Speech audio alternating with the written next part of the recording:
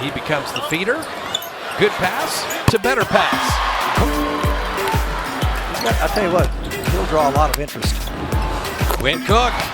Well, a week from now in the postseason, you can't have that. Klay Thompson, 6 of 7 in 2016. Out of Bosnia-Herzegovina. Klay Thompson again! 9 of 11 for 22.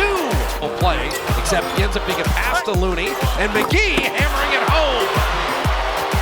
Injuries, different lineups, different rosters, all that, different matchups when it comes to the postseason. And most people don't know, he's kind of understood like moves like that. Like moves like. And how he would kill teams on rebounding and scoring inside. As Draymond dropping that Cook at Dudley flyby.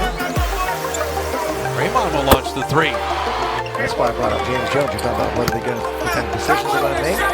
About the scout, eventually become an assistant coach, and then you become possibly a head coach. That's not James. But I think of 50, 40, 90 as beautifully done as Livingston cut much better in recent weeks. I keep asking him to do more, and right now he's got the reload with 32.